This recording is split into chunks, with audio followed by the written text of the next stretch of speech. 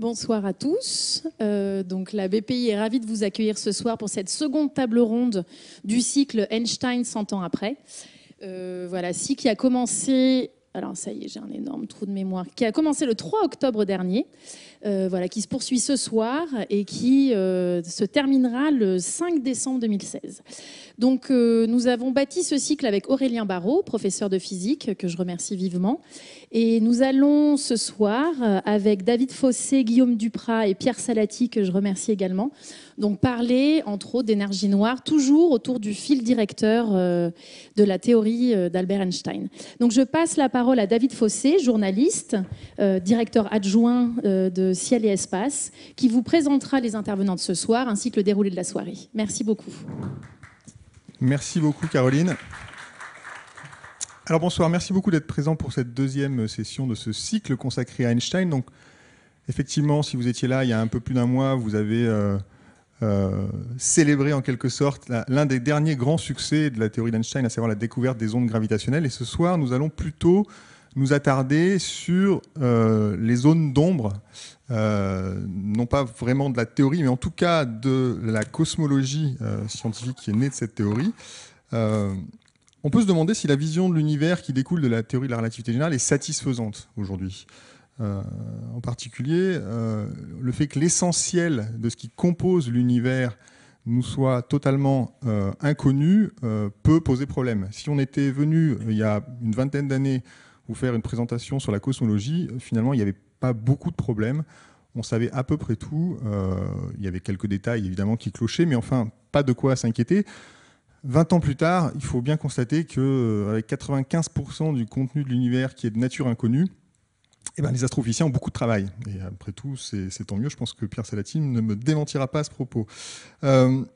Alors, est-ce qu'on est sur le point de résoudre cette énigme de l'énergie noire ou de la matière noire, ou est-ce qu'on en est encore pour 50 ans et est-ce qu'il faut désespérer, en particulier, la recherche de la matière noire qui a commencé il y a une trentaine d'années, eh bien, n'a pas donné de résultat.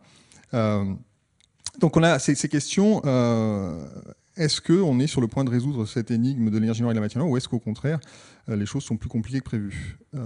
On a un grand récit scientifique, très incomplet, et on peut se demander quelles sont ses racines. Et la question qu'on se posera aujourd'hui, c'est est-ce que ce récit de l'univers est plus crédible ou moins crédible, ou autant crédible que d'autres récits cosmologiques?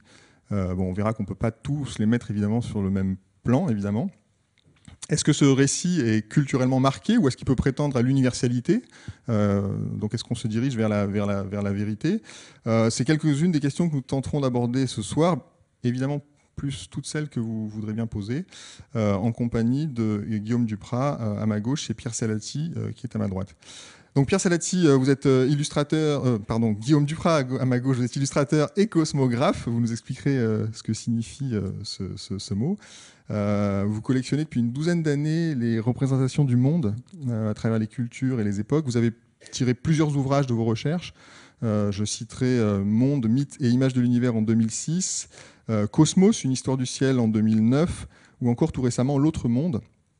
Et tous ces ouvrages sont parus aux éditions du Seuil. Pierre Salati, vous êtes astrophysicien au laboratoire d'Annecy-le-Vieux de physique théorique, professeur à l'université de Savoie-Mont-Blanc, et vos travaux sont à la frontière de la physique des particules et de la cosmologie. Il porte en particulier sur le rayonnement cosmique et le problème de la matière noire. Et vous nous expliquerez un petit peu où nous en sommes. Au niveau de l'organisation, nous avons choisi de commencer cette table ronde par une présentation d'un quart d'heure de Pierre Salati sur le modèle cosmologique actuel, pour savoir un petit peu de quoi on parle, quel est le cadre de la discussion. Ensuite, nous entamerons un dialogue à trois, à laquelle je vous proposerai de participer dans un second temps. Et dans cette seconde partie, n'hésitez pas à poser toutes les questions qui vous passent par la tête. On essaye vraiment de faire un exercice qui n'est pas forcément évident, de croiser des regards entre le monde des sciences humaines et le monde des sciences inhumaines ou des sciences dures. En tout cas, voilà, toutes les questions sont intéressantes dans ce débat. Mais pour le moment, Pierre Salati, je vous laisse la parole pour un quart d'heure. Et à tout de suite. Merci beaucoup. Donc, j'ai la lourde tâche de vous présenter le modèle du Big Bang en 15 minutes. Voilà, et donc on va essayer de remplir ce programme. Voilà, donc je vais vous rappeler un petit peu la théorie, ou en tout cas vous présenter la théorie du Big Bang, qui se fonde sur 3 observations majeures. Et la théorie jusqu'à, disons, à peu près les années 80, voilà, c'est une théorie relativement bien établie. Et puis vous montrer en fait que bien que la théorie soit toujours valable, on a désormais effectivement le problème d'essayer de comprendre une composante ou des composantes majeures de l'univers. Et je vais en fait vous exposer la découverte de l'énergie sombre ou énergie noire, découverte réalisée à la fin des années 90. Voilà. Donc le modèle du Big Bang, le modèle standard du Big Bang, se fonde sur 3 observations majeures. La première, c'est une observation réalisée en fait par Edwin Hubble et en fait également par l'abbé Lemaître au niveau des galaxies qui entourent notre propre galaxie. Nous vivons sur une planète qui tourne autour d'une planète, qui tourne autour du Soleil. Et notre Soleil n'est pas unique. Nous vivons dans ce qui s'appelle une galaxie, qui est une espèce d'immense crêpe très très grande, qui contient une centaine de milliards d'étoiles. En fait, autour de nous, il y a plein de galaxies. Et ce qu'on peut faire, c'est en réalité mesurer en fait la vitesse de ces galaxies par rapport à nous. Voilà. Et donc Edwin Hubble, c'est le grand spécialiste des galaxies, et c'est lui qui finalement commence à mesurer la distance, par exemple, de la nébuleuse d'Andromède, qui est la galaxie la plus proche de nous. Il y a eu un très grand débat qui a fait rage en fait, au début du XIXe siècle. On ne savait pas si les galaxies étaient des petits systèmes planétaires qui se formaient à côté de nous ou des grands systèmes d'étoiles. Edwin Hubble est le premier à trancher en fait, le problème. Les galaxies sont des systèmes énormes et en fait à des distances incommensurables et qui sont vraiment situées très très loin. Et donc, en fait, Edwin Hubble va mesurer, pour les galaxies les plus proches de nous, va mesurer leur vitesse à partir d'un effet qui s'appelle l'effet Doppler, que certains d'entre vous, s'ils conduisent un peu rapidement, doivent connaître, puisque c'est l'effet Doppler qui permet de mesurer votre vitesse, en fait, sur la route. C'est simplement le fait que quand vous avez une source de lumière, ou de son, ou d'onde, qui s'éloigne de vous, l'onde émise, en fait, a tendance à être allongée, parce que d'une part, l'onde se propage vers vous, et d'autre part, la source qui l'émet a tendance à s'éloigner. Et donc, les longueurs d'onde sont allongées. Et c'est donc, du coup, en fait, pour les voitures, par exemple, si vous avez entendu une voiture une voiture de pompier ou une ambulance passer, vous voyez typiquement que le son en fait a tendance lorsque la voiture s'éloigne, le son a tendance en fait à être décalé vers le grave. C'est la même chose en fait pour la lumière, où la lumière a tendance à être décalée vers le rouge. Et en fait, donc on arrive à mesurer la vitesse du même coup grâce à ce rougissement de la lumière. On est capable donc de mesurer la vitesse des objets qui nous entourent. Voilà. Et donc ça, c'est le diagramme vraiment important. C'est ce diagramme-là qui va fonder la cosmologie. Voilà, j'y arrive. Où vous allez avoir, en fait, ici, sur l'axe horizontal, la distance à nous des galaxies les plus proches. Ces galaxies sont figurées par des points. Et en haut, donc, la vitesse. Et ce que l'on constate, c'est qu'en gros, il y a une relation de linéarité entre la vitesse et la distance. Et on s'aperçoit, en fait, effectivement, que plus un objet est éloigné, plus il s'éloigne de nous. Donc, on découvre la récession des galaxies. Donc le mouvement d'éloignement, et plus la vitesse d'éloignement est importante. Voilà. Et donc, en fait, cette constatation, avec l'idée que l'univers et la constatation observationnelle, hein, que l'univers est le même pratiquement à grande échelle où que l'on soit, donc on dit que l'univers est homogène, on s'aperçoit qu'on voit, quel que soit l'endroit où l'on regarde dans l'univers, on le voit quand même toujours plus ou moins sous la même forme. Et puis, l'univers est isotrope. Il est le même, quelle que soit la direction dans laquelle on regarde. Ces deux faits, combinés avec cette idée qu'on a l'impression qu'en fait, tout nous fuit, tout part de nous, en fait, est interprété simplement en imaginant que l'espace même est le siège d'un mouvement d'expansion. Voilà. Et donc ça, c'est la découverte par Edwin Hubble de l'expansion de l'univers. L'univers, donc, est l'espace dans lequel nous sommes et le siège d'un mouvement de dilatation. L'espace se dilate. Et sur donc, cette diapositive, vous avez en fait 4 galaxies qui sont présentées ici à un instant, mettons T2. Et puis vous voyez en fait, au fur et à mesure que le temps que le temps passe, vous allez avoir en fait l'espace qui gonfle. Et donc c'est pour ça qu'on a l'impression que toutes les galaxies s'éloignent de nous. Et en fait, c'est vrai que pendant un certain laps de temps, si l'univers, par exemple, double de taille, eh bien, un objet qui est situé à une certaine distance va reculer, disons, d'une certaine distance qui est le double de la distance à laquelle l'objet est. Mais si vous prenez en fait un objet qui est 10 fois plus loin, ben, il va reculer en fait 10 fois plus. Et donc, c'est pour ça que plus vous allez loin, plus vous prenez des objets loin, plus vous voyez une vitesse en fait d'éloignement qui augmente. Donc ça, c'est vraiment la première pierre angulaire, cette idée et cette observation que les galaxies nous fuient, va dans le sens où est interprété en constatant que l'univers est en expansion. L'espace, en fait, gonfle, tout simplement. Il y a un deuxième pilier très important qui est que, donc, du coup, si je reprends en fait ici l'univers et que je vais dans le passé, dans le passé, l'espace est beaucoup plus contracté, donc tous les éléments en fait qui sont dans l'espace sont tassés les uns contre les autres. Et si vous avez gonflé en fait un pneu de vélo avec une pompe, vous voyez que ça chauffe en fait. Quand vous compressez un gaz, quand vous compressez de la matière, ça chauffe. Et dans le passé, donc, on s'attend en fait à ce que la matière, telle que nous la connaissons aujourd'hui, soit beaucoup plus chaude qu'aujourd'hui, et donc soit même en fait sous forme d'un gaz complètement dissocié, d'atomes complètement dissociés, en fait, en noyaux atomiques et en électrons. Et du coup, en fait, l'univers était beaucoup plus chaud dans le passé. Voilà, ça c'est vraiment une idée très, très importante. Dans le passé, l'univers est très chaud. Et si l'univers est très chaud dans le passé, eh bien, il devait être aussi chaud que l'intérieur du Soleil, par exemple, à l'heure actuelle, dans le passé. Et donc, il devait être le siège d'un rayonnement, d'une boule de feu. Et donc, cette boule de feu, en fait, normalement, on devrait en voir les vestiges.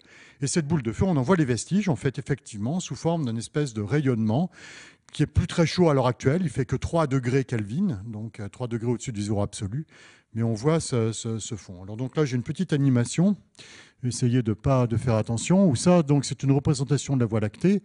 Et je vais essayer de vous montrer, en fait, ce que l'on voit vraiment. Donc ça, c'est une représentation de la Voie lactée. Nous rentrons dans la Voie lactée.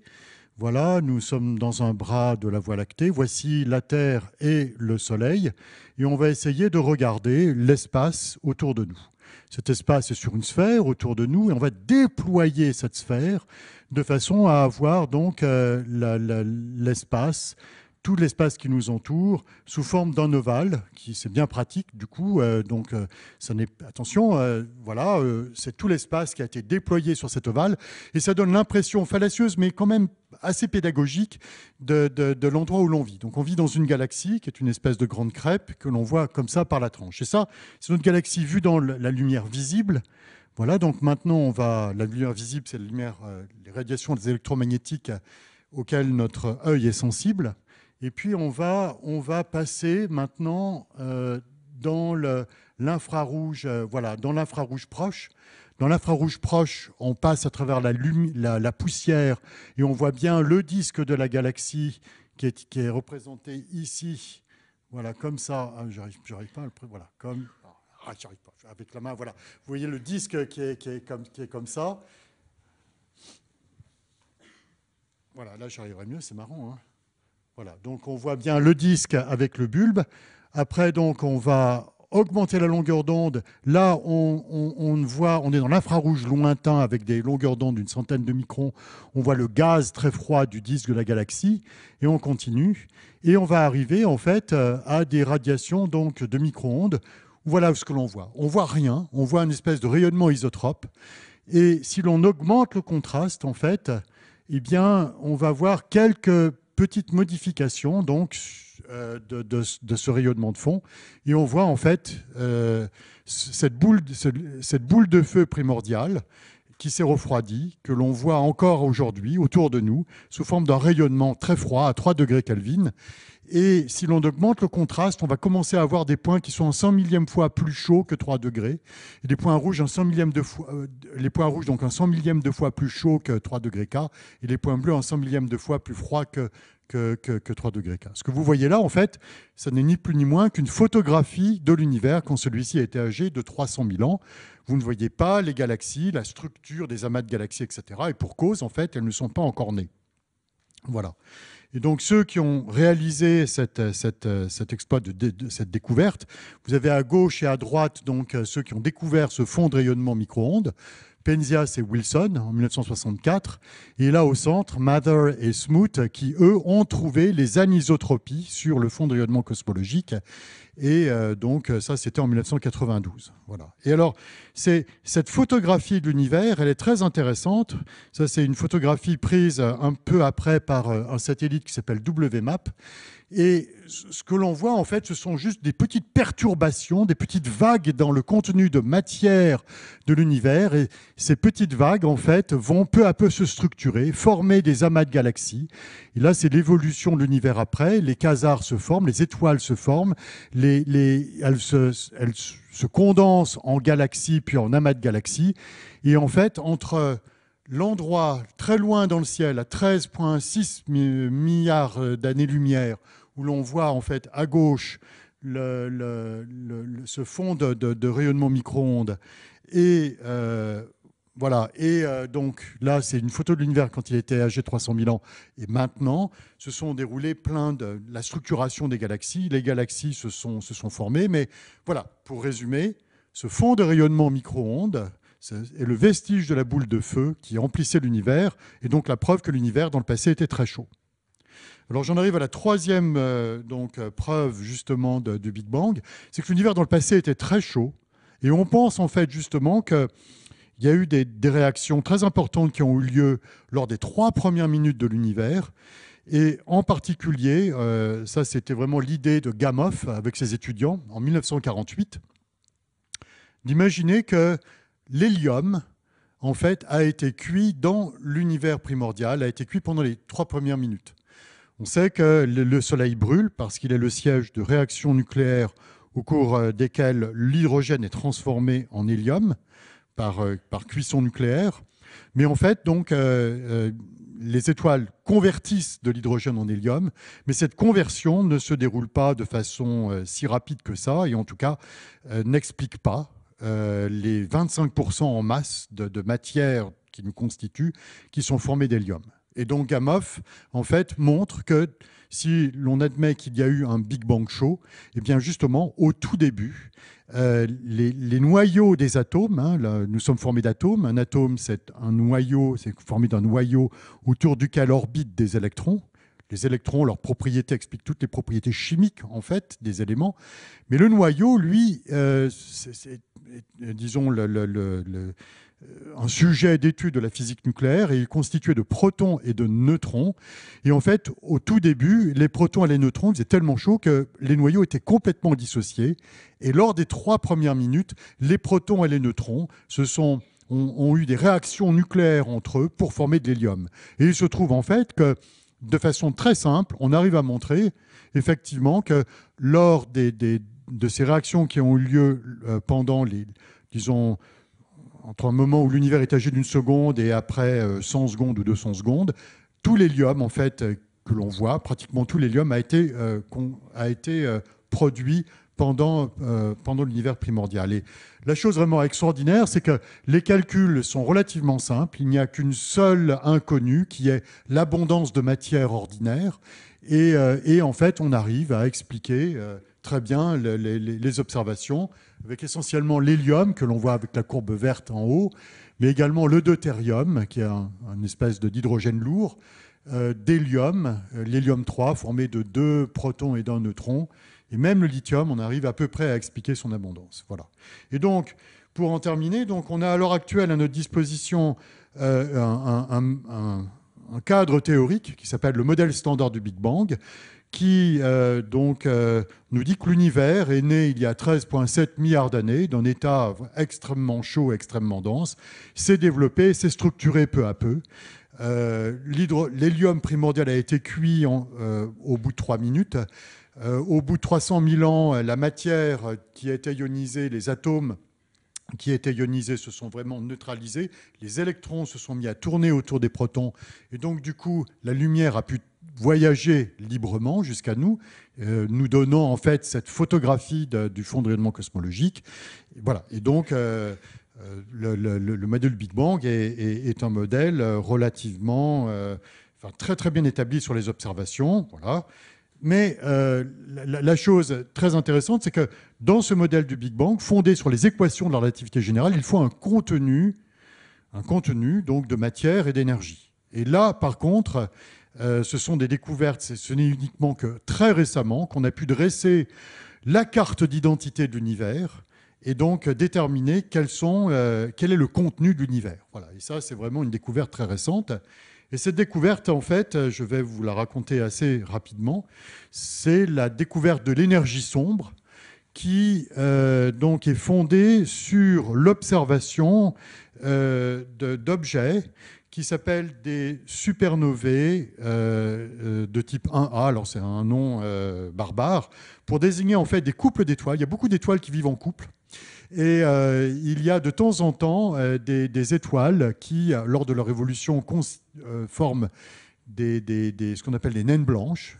Notre Soleil deviendra une naine blanche. C'est des étoiles qui ont la taille de la Terre, mais qui ont la masse du Soleil. Et ces étoiles-là, en fait, ont souvent une étoile compagne qui tourne autour. Et comme elles sont très massives, elles ont beaucoup de gravité, elles vont aspirer la masse de leur compagne. Et à un certain moment, en fait, vont atteindre une masse qui est une masse critique, au-delà de laquelle, en fait, l'étoile, cette naine blanche, s'effondre. Elle s'effondre, en fait, sur elle-même, très rapidement. Et donc, on a une espèce de bombe atomique formée de carbone, d'azote et d'oxygène qui a une masse d'à peu près 1,5 fois la masse du Soleil qui explose. Et donc, en l'espace de quelques jours, vous allez avoir un objet qui a la luminosité d'une galaxie entière, qui a une luminosité de 10 à 100 milliards de fois la luminosité du Soleil et qu'on peut voir très très loin. Et comme ces objets, typiquement, en fait, explosent et ont toujours pratiquement la même masse, qui est une masse critique qui s'appelle la masse de Chandrasekhar, au-delà de laquelle, en fait, l'objet est en effondrement, ces objets explosent avec toujours la même luminosité. Et donc, du coup, on a à notre disposition ce que l'on appelle en astronomie une chandelle standard, c'est-à-dire un objet qui permet en fait de paver l'espace et de voir, de déterminer en fait quelle est la distance de l'objet observé. Voilà. Et donc là, vous avez ici des photographies où, prenons par exemple la photo en haut, alors voyons, on va prendre... Où est-ce qu'on voit bien ça? Voilà. Mettons, voilà, ici. Ici, voilà. Donc, vous avez ici, en fait, une galaxie. Donc, vous avez deux séries de 3 colonnes. Et en fait, il faut prendre 3 photos comme ça. Je vais prendre cette rangée-là et je vais prendre les 3 photos de droite. Vous avez ici une galaxie. Ici, une galaxie avec une supernova qui vient d'exploser. Et là, donc, on soustrait la lumière de la galaxie. On a la lumière de la supernova. Et à partir donc des années 90, se met en place une analyse systématique du ciel. On va essayer de détecter des supernovae et construire ce que l'on appelle en fait le diagramme de Hubble. Je vous ai montré dans une des diapositives l'article de Hubble où il montrait la distance et la distance et la vitesse des objets. Donc, on a en fait ce type de diagramme où là, cette fois-ci, sur l'axe horizontal, on a ce qu'on appelle le décalage vers le rouge, donc qui est justement le fait que, par effet Doppler, alors il y a 2 interprétations à ça, par effet Doppler, vous allez avoir, lorsqu'un objet s'éloigne de nous, un étirement des longueurs d'onde, et le facteur de décalage vers le rouge, redshift en anglais, c'est l'augmentation, l'étirement de la longueur d'onde qui nous arrive par rapport à la valeur qu'elle avait au moment où elle a été émise. Voilà. Et alors, ça se comprend très bien, en fait, d'une autre façon. Si vous avez un espace qui est en expansion, donc vous avez la trame de l'espace qui en fait, se dilate, vous imaginez votre onde électromagnétique est une vague, et cette vague, en fait, va se dilater, va s'étirer, parce que l'espace est en dilatation. Voilà. Et donc, en fait, le décalage vers le rouge indique de combien l'espace est étiré entre le moment où la lumière a été émise et le moment où il nous arrive. Ce genre de diagramme, voilà, je vais essayer de le discuter maintenant, nous indique que vous avez des objets, ces supernovae, qui ont un certain décalage vers le rouge, et on mesure sur l'axe vertical, grosso modo, leur distance. Imaginons que nous soyons dans un univers sans expansion. Voilà. Si nous sommes dans un univers qui est sans expansion, aussi loin que j'aille, eh bien, il n'y aura aucune expansion de l'espace, et donc la lumière ne sera pas étirée. Et donc, si l'univers est statique, si l'univers ne bouge pas, si l'univers n'est pas en expansion, la courbe que vous voyez là, elle devrait être en fait sur la ligne verticale. Voilà. C'est un peu compliqué à voir, mais typiquement, enfin, ça va vraiment être ça. Plus vous allez avoir d'objets, vous allez les regarder de plus en plus loin, mais comme l'espace n'est pas en expansion, eh bien les objets, la lumière qui vous arrive de ces objets-là n'est pas étirée, il n'y a pas de décalage vers le rouge. Si l'espace, au contraire, en fait, est en expansion, mais en expansion lente, ben, on va avoir une courbe en fait, qui va avoir cette tête-là. On va passer d'une courbe verticale à une courbe qui est presque verticale, mais qui est quand même assez pentue. Et effectivement, il faut aller vraiment très très loin pour que l'objet donc ait émis sa lumière vraiment très loin dans le passé, pour que le train d'onde électromagnétique ressente en fait l'expansion. Et donc, on ait une détection en fait, d'un décalage vers le rouge. Si vous avez une expansion, au contraire, très rapide, là, c'est le contraire. La courbe, en fait, est de plus en plus horizontale quand vous avez l'expansion rapide. Il suffit de prendre des objets pas très éloignés pour que, en fait, au fond, la lumière a été émise il n'y a pas très longtemps et, en fait, la lumière se propageant, ben, l'espace a gonflé et donc, on a eu un étirement et voilà. Et donc, vous voyez que le genre de diagramme de Hubble nous permet de mesurer la vitesse d'expansion de l'univers. Donc, si la courbe qui est là est plutôt horizontale, c'est que l'expansion est rapide. Si au contraire, en fait, elle est plutôt verticale, elle est lente. Voilà. Et donc, l'idée, c'est que si donc l'univers était le siège d'un mouvement de ralentissement, on devrait avoir dans le passé en fait, une expansion rapide et la courbe devrait être horizontale avec la cassure que l'on voit à droite, alors que maintenant, donc, s'il y a ralentissement, l'expansion est lente et donc on va avoir plutôt en fait une configuration comme ça avec une pente qui a été trouvée ici par Hubble et puis que les données récentes explorent jusqu'à des distances très lointaines avec une courbe qui a tendance à partir vers la droite. Ça, c'est le ralentissement, n'oublions pas, hein, plus rapide dans le passé puisque ralentissement signifie que la courbe est plus horizontale. Alors que si on est dans un phénomène d'accélération, dans une expansion qui est accélérée, ça sera le contraire. On va avoir en fait dans le passé une courbe qui va indiquer une expansion plus lente que maintenant et donc une concavité qui part vers le haut. Voilà. C'est le principe même de la mesure qui a été effectuée en 1998 par un certain nombre de groupes, dont le groupe de Berkeley qui était conduit par Saul Perlmutter. Et c'est comme ça en fait qu'on a découvert que l'univers était en réaccélération. Et ça a valu en fait à ces trois personnes, Saul Perlmutter étant à gauche, donc le prix Nobel en fait en 2011. Voilà. Et donc on a découvert effectivement que l'univers était en expansion accélérée, que cette expansion découverte par Hubble est en accélération. Et donc ma dernière diapositive, donc justement on pourra y revenir plus tard, indique que désormais il est possible, en fait, en regardant vraiment comment ces inhomogénéités du fond de rayonnement cosmologique se structurent de manière angulaire, il est possible de dresser la carte d'identité de l'univers et d'utiliser un certain nombre donc, de sondes cosmologiques, l'étude de ce fond de rayonnement cosmologique micro-ondes, l'étude des supernovae pour dresser la carte d'identité de l'univers. Cette carte d'identité a été vraiment dressée pour la première fois en 2003. Ça, c'est la collaboration Planck qui l'a considérablement affinée, mais qui a confirmé donc les découvertes de WMAP. Grosso modo, l'univers spatialement est plat, donc l'espace est plat. plat et infini, voilà, ou en tout cas, voilà, il se comporte comme s'il était plat et localement. Et il contient donc, là vous avez la composition, il contient à 70% un fluide de pression négative qui s'appelle l'énergie sombre, qui est responsable de l'accélération de l'univers.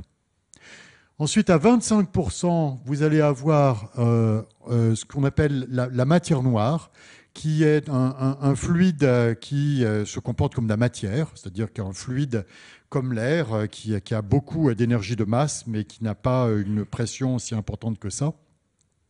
Et la matière qui nous constitue, c'est-à-dire essentiellement l'hydrogène, l'hélium et les éléments lourds, ne constitue que 5%. Voilà. Et donc ça, c'est un des grands mystères. En fait, au fond, donc maintenant, on a dressé la carte d'identité de l'univers. Le modèle cosmologique est fort bien établi, mais on ne sait pas de quoi l'univers est fait. Voilà, et j'arrête là. Merci Pierre Salati. Vous avez un petit peu dépassé les 15 minutes que l'on vous avait attribuées, mais c'est sans doute un effet de la relativité d'Einstein. Guillaume Duprat, vous avez écouté comme nous cette présentation de Pierre Salati. Donc on a un récit, d'ailleurs on parle souvent d'un grand récit de l'univers avec un Big Bang, une formation des éléments chimiques au début de l'univers, une structuration en galaxies. Qu'est-ce qui, pour vous, qui êtes cosmographe et qui avez donc recensé les cosmologies dans les différentes époques et différentes cultures, rapproche ou au contraire distingue radicalement notre modèle cosmologique des modèles que vous avez pu approcher? Et on peut peut-être commencer par un mot de vocabulaire. Le sens du mot cosmologie, il est un petit peu différent pour vous que pour Pierre Salati, je crois. Oui, exactement. Alors, la cosmologie, en histoire des religions et puis aussi en anthropologie, désigne quelque chose de sensiblement différent. La cosmologie, en histoire des religions, peut désigner la relation qu'il y a entre un espace et les êtres qui l'occupent. Donc, il peut s'agir des divinités, des morts ou des vivants. En anthropologie, la cosmologie comprend tous les êtres, c'est-à-dire qu'il y a les dieux, mais il y a aussi les animaux, par exemple, les esprits. Donc, la cosmologie correspond à une sorte d'ontologie, en réalité, en anthropologie. Donc, vous voyez qu'on est vraiment sur une définition, enfin, l'utilisation d'un mot qui ne correspond pas du tout au même sens.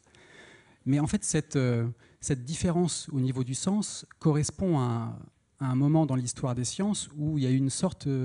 peut-être au XIXe siècle, une sorte d'évacuation ou du divin, hein, de l'espace. Là, on a une cosmologie très objective, c'est-à-dire qu'on parle de l'univers comme d'un objet dont voilà. on s'extrait totalement. C'est un objet d'étude pour les scientifiques. Voilà. Je pense que la grande différence, elle est là. Alors justement, j'ai des images là qui peuvent un petit peu illustrer et montrer d'autres formes de cosmologie. Donc, moi, en tant que cosmographe, je fais une sorte d'archéologie de l'âme humaine et de l'histoire des sciences. Et j'essaye d'aller voir dans l'histoire des religions, dans les monographies d'anthropologues. J'essaie d'aller chercher des récits qui décrivent l'univers sous toutes leurs formes. Alors, il peut s'agir, comme ici, d'un univers clos. Là, c'est l'univers des Babyloniens. Donc, c'est un univers caractéristique d'une religion de l'Antiquité, avec le monde des dieux qui est en haut, le monde des vivants qui est au milieu, et puis le monde des morts qui est en bas. Autre exemple de cosmologie religieuse, là il s'agit de la cosmologie qui est décrite dans l'Ancien Testament ou bien dans la Bible hébraïque. Il y a dans la Genèse et dans le livre de Job des détails qui permettent de reconstruire une image du monde. C'est aussi une cosmologie. Alors, ce qui est intéressant dans cette cosmologie, c'est qu'elle est liée à la cosmologie babylonienne, parce qu'il y a l'élément de l'eau qui joue un rôle très important dans la structure du fond qui est autour du monde. Dans les cosmologies religieuses, il y a aussi des types de cosmologie qui sont basés sur des visions. Là, on a l'exemple d'une cosmologie qui est musulmane. C'est la cosmologie qui est issue de la tradition du Miraj, l'ascension de Mahomet. C'est une cosmologie très, très, très imagée dans laquelle il y a une profusion de strates. C'est un type de représentation assez caractéristique des cosmologies traditionnelles, avec différents plans. Donc on voit 7 enfers, la terre, et au-dessus, il y a 7 cieux, et le paradis qui est tout en haut.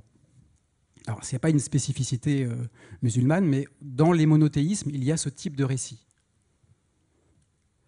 Alors, dans ma manière de sonder les cosmologies aussi, je m'intéresse également aux cosmologies asiatiques. Il y a en Asie, vous le savez, des religions qui sont très différentes du monothéisme ou des monothéismes, et notamment l'hindouisme, le bouddhisme, qui sont des religions qui ont produit des cosmologies qui sont également très très différentes et qui sont vraiment en marge de l'histoire de la cosmologie. Ces cosmologies sont assez méconnues et c'est bien dommage parce que c'est des cosmologies dans lesquelles l'homme n'est pas nécessairement au centre du cosmos. Là, on a l'exemple de la cosmologie des Vishnu Purana, donc c'est une cosmologie hindoue. C'est une cosmologie assez symbolique hein, qui raconte aussi la création du monde. Alors, l'autre pan de cosmologie qui existe aussi et qui donc est assez méconnu, c'est les cosmologies dites des traditions autochtones. Donc il s'agit de toutes ces cultures qui sont orales et dans lesquelles il y a d'autres cadres de pensée. Donc la plupart du temps, c'est le cadre animiste qui régit les relations entre les êtres. Et donc là, j'ai une série d'images qui vont illustrer un peu ce propos. Là, par exemple, vous avez la cosmologie des Houlis de Papouasie-Nouvelle-Guinée. C'est donc une cosmologie qui est assez simple. Il n'y a pas des myriades de cieux. Il n'y a pas non plus des enfers. Il n'y a pas de paradis. Autre exemple, là, on est en Amérique du Nord, cette fois-ci, chez les Indiens Ojibwa. Donc là, c'est une cosmologie qui est plus fondée sur le rêve. Donc il y a quelques cosmologies, c'est valable aussi en Australie, quelques cosmologies comme ça qui se focalisent sur l'invisible et plus particulièrement sur les relations avec les êtres qui sont rencontrés lors des rêves. Donc ça, ce sont des types de cosmologies qui sont très dynamiques et qui présentent aussi des espaces un peu paradoxaux. Et puis, un autre exemple aussi de cosmologie traditionnelle, là on est donc chez les Bouriates, pour montrer que au sein d'une même ethnie, il y a évidemment plusieurs visions du monde qui peuvent coexister. On ne peut pas résumer une ethnie ou une population à une vision du monde. C'est vraiment beaucoup trop simple. La réalité est beaucoup plus nuancée. Et là, par exemple, vous avez sur la gauche une vision du monde animiste. Donc, dans un cadre, c'est une population qui vit en forêt. Et à droite, vous avez une population bouriate également, mais avec une influence de la religion bouddhiste. Et dans la religion bouddhiste, il y a une profusion de cieux et on peut constater comme ça qu'il y a une verticalisation du monde. Est-ce qu'on parle d'univers? Parce que vous nous présentez des mondes avec finalement une terre, un ciel, souvent d'ailleurs assez clos. Est-ce que la notion d'univers, voire d'espace infini, a surgi dans les cosmologies que vous avez étudiées? La notion d'univers est ethnocentrée également. Enfin, c'est une notion ou un concept qui n'est pas tout à fait adapté pour désigner précisément ce type d'objet de pensée. Je pense que la meilleure manière de les désigner, ce serait d'utiliser ciel-terre. Parce que si on prend par exemple le cas de la cosmologie égyptienne, il n'y a pas de concept d'univers. Le concept d'univers, c'est ciel-terre. Dans des cadres traditionnels également, le concept d'univers, de totalité, n'est pas quelque chose qui ressort. La plupart du temps, il y a une distinction entre le ciel et la terre. Du point de vue de l'illustrateur, vous nous avez présenté des mondes qui sont assez merveilleux. On sent, ils sont très beaux d'abord, très bien dessinés, puis on sent une imagination profonde et très variée. Notre cosmologie à nous, finalement, notre récit de l'univers tel qu'il a été présenté par Pierre Saletti, avec ce moment de création, d'une certaine manière, cette expansion. et cette structuration de la matière, est-ce qu'il vous paraît plus riche, plus pauvre que ceux que vous avez étudiés du point de vue de l'imaginaire? Quel regard portez-vous sur notre cosmologie? Du point de vue de l'imaginaire, moi, je ne fais pas de hiérarchie. Enfin, j'ai aucune hiérarchie. Pour moi, tous les imaginaires se valent. Par contre, ce n'est pas le même cadre de pensée. Voilà. Donc, je fais bien la distinction entre des cosmologies scientifiques et des cosmologies traditionnelles, en sachant que les cosmologies traditionnelles, comme je l'ai un peu montré là au début à travers plusieurs exemples, eh bien, les cosmologies traditionnelles sont en fait des sortes de mondes bricolés dans lesquels différents types de discours sont amalgamés. Là, c'est le cas sur ce monde-ci, par exemple, où en fait, c'est un monde dans lequel coexiste un paradis pour les chamans, qui correspond donc aux 54 cieux qui sont à gauche, 55 cieux qui sont à gauche et 54 cieux qui sont à droite. Et il y a un paradis pour les lamas. Et il y a également un enfer. Donc c'est une des caractéristiques des cosmologies traditionnelles, c'est que ce sont des objets hybrides. Voilà. Vous pouvez juste nous détailler un tout petit peu plus cette image, les 54 cieux dont vous parliez, cette espèce d'oreille blanche voilà, à ça. gauche. Alors là, vous avez la Terre qui est en bas à gauche. Il y a un lien qui relie la Terre à un espace qui est invisible normalement. Donc cet espace invisible est découpé en deux parties. La partie gauche, ce sont les 55 cieux, et la partie droite, les 44. Il y a donc 99 cieux qui sont destinés à différents types de chamans. Et il y a une pierre noire que vous distinguez au milieu, qui correspond à un endroit où vivent des divinités qui répartissent les morts et les chamans dans des lieux différents. En fait, la plupart du temps, dans les cosmologies traditionnelles, l'invention d'un espace, elle est reliée à l'existence d'un type d'être. C'est donc une forme de grille ontologique qui est toujours cachée derrière les cosmologies traditionnelles. La notion d'espace, en tant que telle, elle n'est pas très importante. En filigrane, ce qui est vraiment important, c'est vraiment la notion d'être. Les cosmologies traditionnelles sont vraiment des ontologies. Alors après cette présentation rapide sur les cosmologies traditionnelles, je voulais revenir, Pierre Salati, si vous le voulez bien, sur une partie de votre présentation de tout à l'heure. En particulier votre dernier transparent. Je ne sais pas si en régie il est possible de remettre le dernier transparent de la présentation de Pierre Salati. Merci beaucoup. Donc il y a ce fameux camembert en bas qui est assez, quand on le décrypte, assez étonnant. Vous nous avez expliqué qu'on avait donc 70% d'énergie sombre, on va voir un petit peu ce que c'est, ou si on sait ce que c'est, peut-être pas. 25% d'énergie noire en bleu ciel. Et puis finalement, nous, les étoiles, tout ce dont nous sommes composés, si j'ai bien compris, c'est un petit peu ce qui est extrait dans un petit camembert à droite. Oui. Avec, on voit les étoiles en jaune, les neutrinos, donc des particules en vert, et puis en bleu ciel, les éléments lourds, ce que les physiciens appellent les éléments lourds, à savoir le carbone, l'hydrogène, l'azote, enfin pas l'hydrogène, mais l'oxygène, l'azote, ce qui nous compose en fait, d'une certaine manière.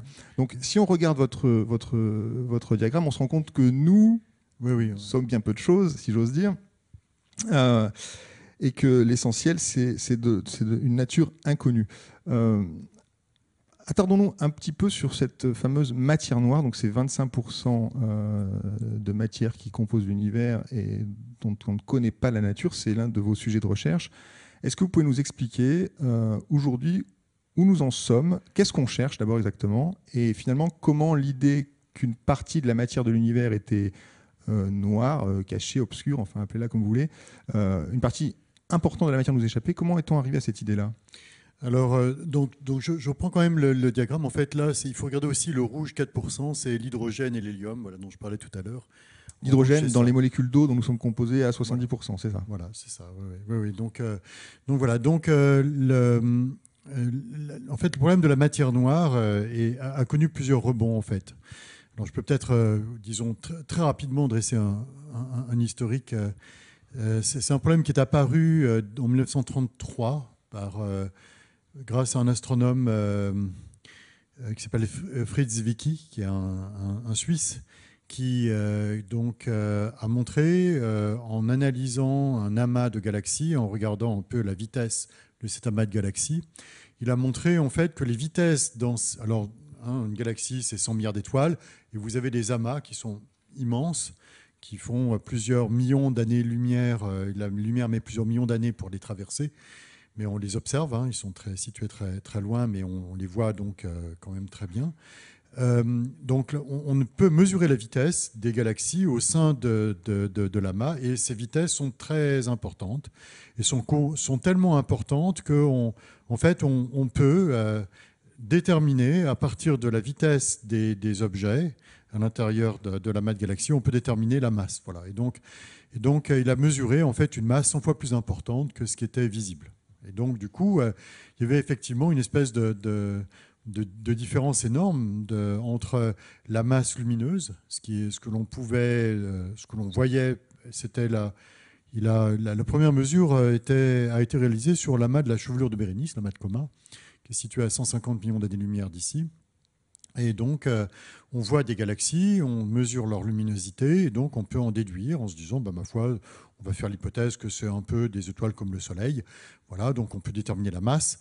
On peut déterminer la masse visible. Voilà. Et donc, en fait, on s'aperçoit qu'il y a 100 fois plus de masse pour lier les galaxies entre elles, de la masse que l'on ne voit pas dans le secteur visible, et donc qui manque. Donc, on a appelé ça la masse manquante.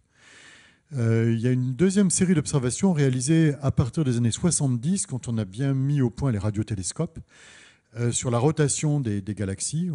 Et on arrive à déterminer en fait que elles tournent, voilà, très bien, mais que quand on s'éloigne du centre de la galaxie, elles continuent à tourner beaucoup plus vite que ce que l'on est en droit d'attendre, en fonction de ce que l'on voit au niveau de la masse lumineuse. Voilà, on sait que par exemple, il y a des galaxies qui ont des courbes de rotation, donc c'est cette vitesse de rotation en fonction de la distance au centre, des courbes de rotation plates. Voilà, donc on compte aussi dans les galaxies, il y en a dans les amas de galaxies, et donc la grande mesure réalisée par WMAP donc en 2003, c'est que en fait on dresse la carte d'identité de l'univers, et il y a de cette matière noire au niveau aussi cosmologique, il y en a partout, voilà.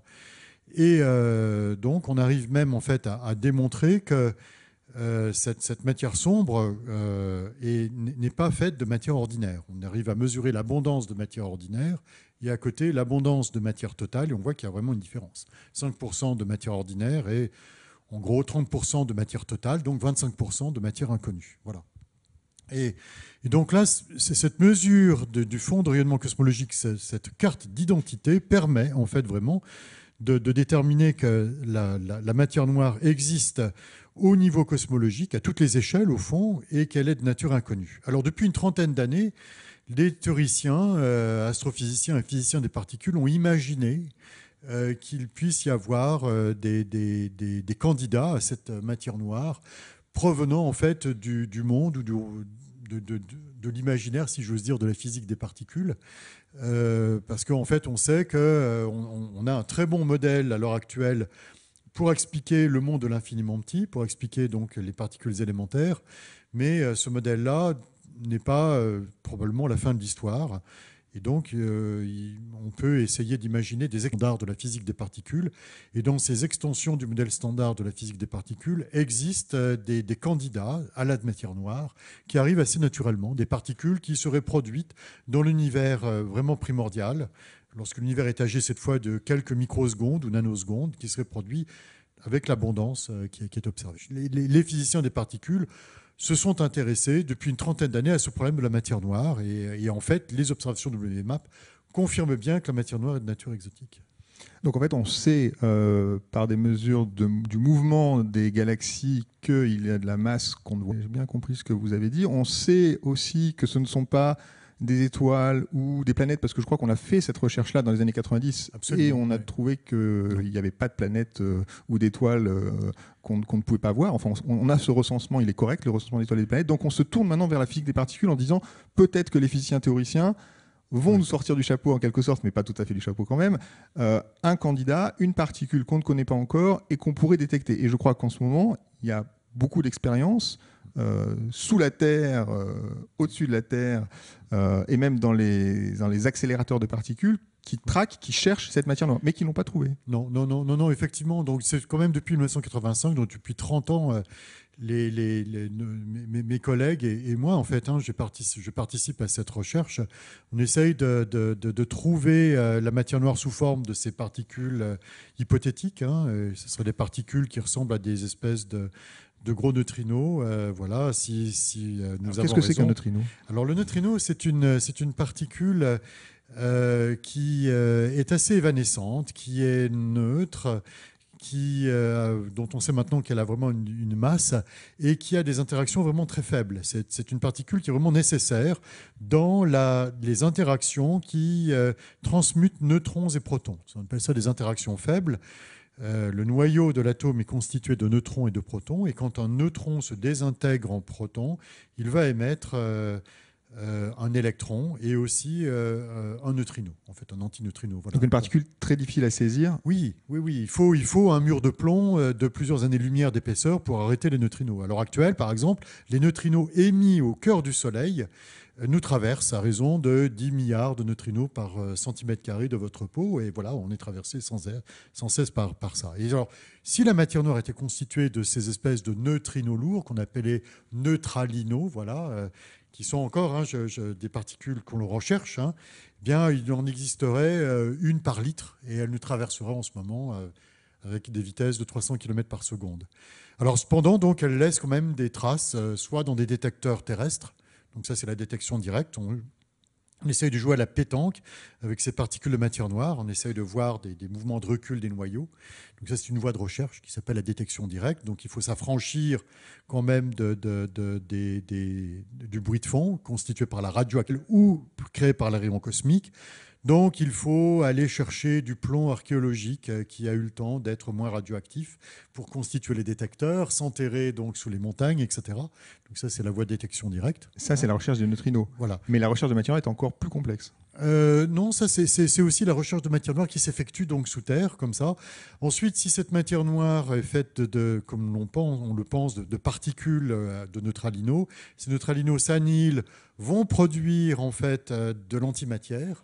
Et cette antimatière va se rajouter à celle qui est produite, mais de façon en très faible quantité.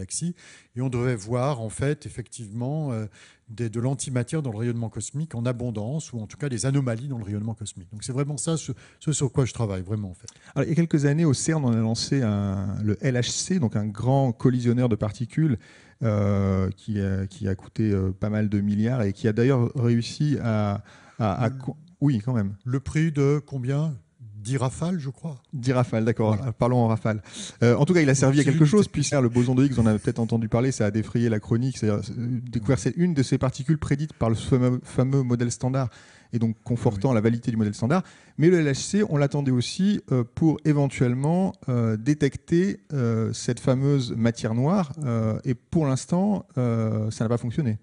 Non, disons qu'effectivement, donc le LHC, dont le coût est de 3 milliards d'euros, je crois, mais enfin, ça ne compte pas le salaire des chercheurs, etc., c'est vrai,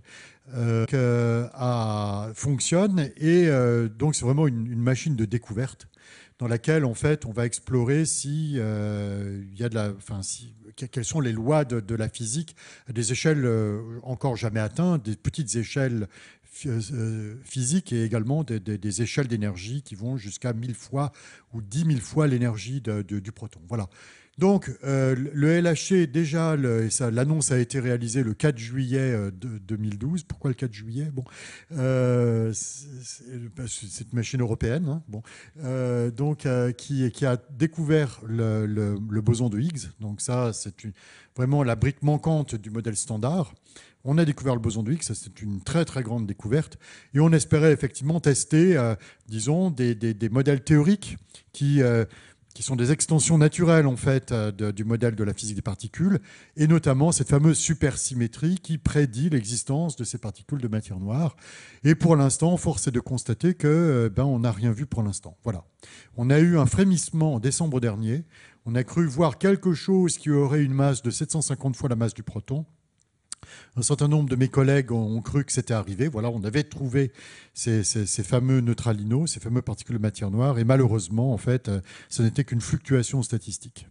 Alors, une question de vocabulaire, encore une fois. On parle de matière noire, mais si j'ai bien compris, cette matière, elle n'est pas noire du tout, elle est tout simplement invisible. Oui, oui, absolument. C'est un terme, disons, oui, c'est un terme pédagogique pour montrer en fait que l'on ne la voit pas, disons, dans le spectre lumineux. Mais en fait, en principe, cette matière, comme les neutrinos, hein, elle interagit, et donc on est susceptible, si elle existe, à la fin, d'arriver quand même à la trouver, à l'observer.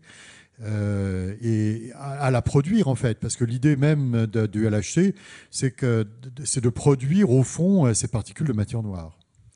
Guillaume Duprat, le fait que les astrophysiciens et les physiciens des particules convoquent ainsi l'invisible désormais dans leur cosmologie, dans leur explication du monde, est-ce que ça vous parle, ça, l'invisible dans les cosmologies traditionnelles, c'est un rôle important? C'est comment dire, c'est ce qu'il y a de plus important dans les cosmologies traditionnelles. Enfin, c'est l'articulation entre le visible et l'invisible, c'est ce qui permet à toutes ces représentations de se mettre en place. Oui, évidemment, l'invisible joue un rôle extrêmement important. C'est ce qu'on ne voit pas, mais qui agit quand même. C'est ce qu'on imagine aux marges de ce qu'on sent, de ce qu'on ressent. C'est vrai que c'est assez curieux aussi moi dans ce que j'ai trouvé aussi, c'est de voir que c'est vrai que le sens de la vue est le sens dominant chez l'homme, et en plus dans le règne animal, on est doué de la vue la plus performante. Et il se trouve que justement on a développé des outils pour sonder ce qu'on ne voit pas. Effectivement, moi dans les cosmologies traditionnelles, c'est quelque chose que j'observe en tout cas, c'est que sonder l'invisible, c'est le cœur même de ces traditions. Alors, il y a un autre secteur noir et donc invisible, parce que finalement ce mot de matière noire et d'énergie noire, il est effectivement peut-être pédagogique, voire marketing, mais en tout cas c'est plutôt des choses qu'on ne voit pas. On peut parler maintenant un peu de l'énergie noire, donc cette fameuse source de l'accélération de l'expansion de l'univers. Alors, pour replacer un petit peu les choses en contexte, on sait, comme vous l'avez expliqué, que l'univers est en expansion depuis, disons, 1929, depuis les observations de Hubble, et on a découvert en 1998 que cette expansion s'accélérait. Entre parenthèses, les astrophysiciens qui ont découvert ça cherchaient précisément à mesurer la décélération de cette expansion, parce que l'univers était censé s'étendre, mais de moins en moins vite. Or, ils ont trouvé exactement l'inverse, donc ils ont été évidemment les premiers surpris, mais belle surprise, puisque ça leur a valu effectivement le prix Nobel. Un univers en expansion, est-ce que c'est, parmi les cosmologies que vous avez présentées, je n'ai pas encore vu ça, est-ce que c'est quelque chose que vous avez déjà rencontré?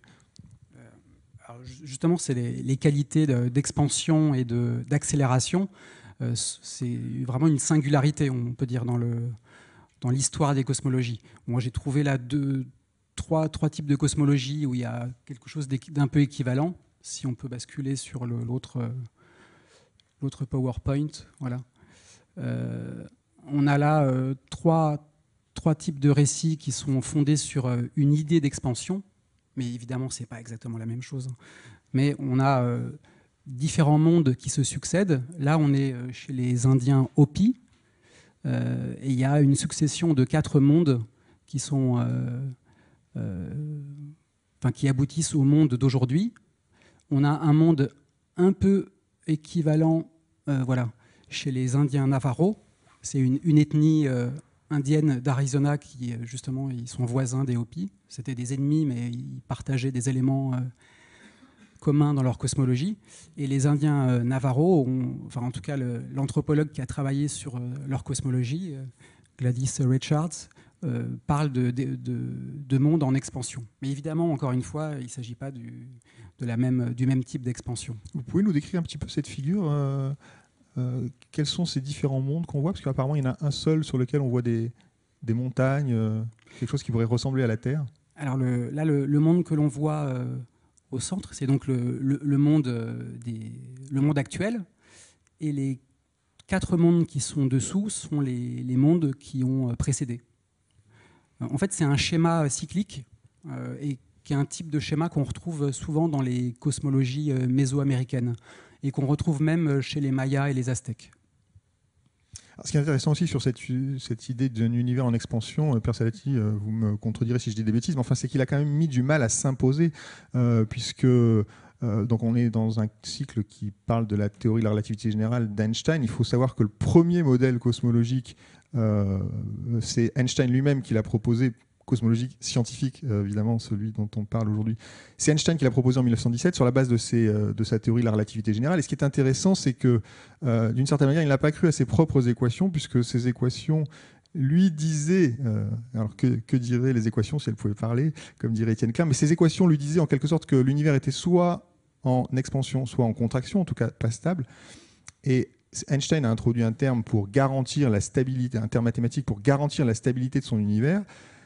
C'est intéressant parce que ça veut dire que finalement, il était lui aussi pétri d'une culture, en tout cas de présupposés métaphysiques qui voulaient que l'univers devait être statique.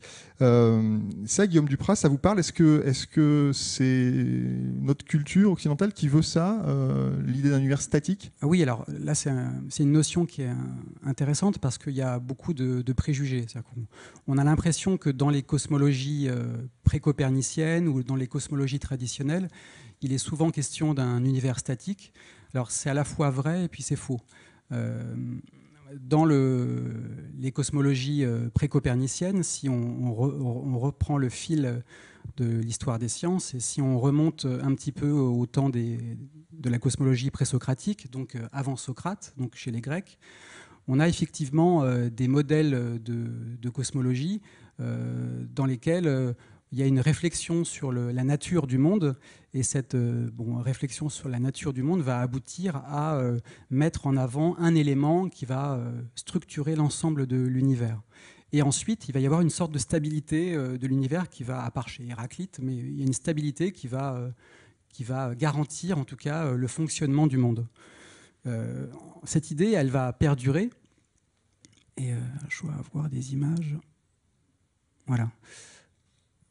Donc là, par exemple, vous avez la cosmologie d'Anaximandre, qui est donc un présocratique, et qui, lui, fonde sa cosmologie sur un élément invisible qui est l'indéfini, l'apeiron, et qui propose un univers qui n'est pas cyclique, hein, qui est un univers assez stable. Vous avez ensuite, par exemple, Platon, qui propose également un univers qui, lui, va être fondé sur une forme géométrique parfaite, qui est la sphère. C'est un monde qui est fabriqué par un démiurge, mais qui est régi par des lois mathématiques. Ce monde est stable également. Et je vais arriver au monde d'Aristote, qui est... on va dire, l'archétype un petit peu du monde statique dans l'histoire de la cosmologie qui précède Copernic, puisque c'est ce monde d'Aristote qui va, avec le monde de Ptolémée, qui va influencer les cosmologies qui sont juste avant Copernic. Là, on est vraiment dans un cadre, effectivement, de pensée qui est statique. Alors, je voudrais juste ajouter quelque chose. Là, on est dans un fil historique très particulier. Si on se décale un petit peu et si on regarde un peu ce qui se passe en Asie ou encore dans des cosmologies dites, des traditions autochtones, la notion d'univers statique est totalement différente. C'est-à-dire que la plupart des anthropologues qui décrivent des univers dans des sociétés animistes, par exemple, utilisent très très souvent le terme dynamique. Donc c'est intéressant de voir que, contrairement à ce qu'on pourrait imaginer, ce ne sont pas des univers statiques. Ce ne sont pas des univers figés, finalement. Pierre Salati, alors on va revenir un petit peu sur la physique, sur cette fameuse question de l'énergie sombre, qui est quand même une question pesante en astrophysique et en cosmologie aujourd'hui. Est-ce qu'on a une source aujourd'hui, ou moins des candidats, pour expliquer le moteur de cette expansion accélérée ? Non, enfin pas comme pour la matière noire. Pour la matière noire, il y a des candidats qui sont bien motivés. Pour l'énergie sombre, non. C'est très étonnant parce que c'est une composante qui est là, que l'on observe. qui va se manifester par une pression négative. Donc déjà, c'est un peu étonnant d'avoir un fluide avec une pression négative, bien qu'on en ait des exemples mettons, des matelas à ressorts. Un matelas à ressorts, les ressorts s'attirent et donc, justement exercent une pression négative. Les forces de capillarité font que la sève monte très haut dans les arbres et donc, au fond, tout se passe comme si on avait une espèce de pression négative. Mais on n'a pas de modèle, en tout cas pas de justification théorique. Donc on fait du bricolage, donc on invente quelque chose. Typiquement, il y a le modèle que l'on a pour expliquer l'énergie sombre, c'est soit en fait d'imaginer qu'on a une constante cosmologique, parce qu'on a la constante de Newton, et on pourrait imaginer que dans les équations, il faut introduire une deuxième constante qui, cette fois-ci, va régir cette expansion accélérée. Cette constante a été effectivement introduite par Einstein pour bloquer l'expansion, mais c'est tout à fait instable, la solution d'Einstein. Et en réalité, cette constante cosmologique, hors la solution d'Einstein qui est instable, conduit effectivement à une expansion.